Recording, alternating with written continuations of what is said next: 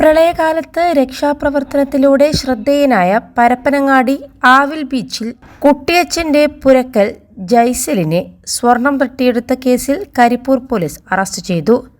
കഴിഞ്ഞ മാർച്ചിൽ വിമാനത്താവളം കേന്ദ്രീകരിച്ച് നടന്ന സ്വർണം തട്ടിയെടുക്കൽ കേസിലാണ് അറസ്റ്റ്. ഈ കേസിൽ 3 പേരെ പോലീസ് പിടികൂടിയിരുന്നു.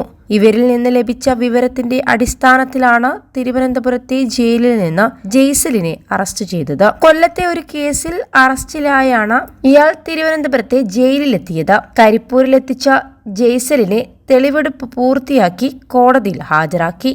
2018 പ്രളയകാലത്ത് സ്വന്തം മുതുകിൽ ചവിട്ടി സ്ത്രീകളെ തോണിയിലേക്ക് കയറാൻ സഹായിച്ച രക്ഷാപ്രവർത്തനം. ഇങ്ങനെയൊരു രക്ഷാപ്രവർത്തനത്തിലൂടെ ഇയാൾ ശ്രദ്ധ നേടിയിരുന്നു.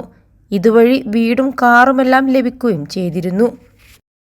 +2 ഡിഗ്രി കഴിഞ്ഞവർക്ക് വേൾഡ്സ് ഫസ്റ്റ് AR/VR ക്ലാസ് റൂമിലൂടെ സ്മാർട്ട് ഫോൺ എഞ്ചിനീയർ ആവാം. കൂടുതൽ അറിയാൻ വിളിക്കൂ ബ്രിഡ്കോ ആൻഡ് ബ്രിഡ്കോ. സംഭവത്തിൽ ഇതിനു മുൻപ് 3 പേരെ അറസ്റ്റ് ചെയ്തിരുന്നു. ഇവരിൽ നിന്ന് ലഭിച്ച വിവരത്തിന്റെ അടിസ്ഥാനത്തിലാണ് തിരുവനന്തപുരത്തെ ജയിലിൽ നിന്ന് ജയ്സലിനെ അറസ്റ്റ് ചെയ്തത്. താനൂർ തൂവൽ തീരത്തെത്തിയ യുവതിയെയും യുവാവിനെയും ഭീഷണിപ്പെടുത്തി പണം വാങ്ങിയെന്ന കേസിലും ഇയാൾ പ്രതിയായിരുന്നു. 21 ലക്ഷത്തോളം സന്തുഷ്ടരായ ഉപഭോക്താക്കളും 2 ലക്ഷത്തോളം തിമിര ശസ്ത്രക്രിയകളും പൂർത്തിയാക്കിയ മലബാറിലെ ഏക കണ്ണാശുപത്രി അൽ സലാമ ഹൈ ഹോസ്പിറ്റൽ റോഡ് പെരിന്തൽമണ്ണ.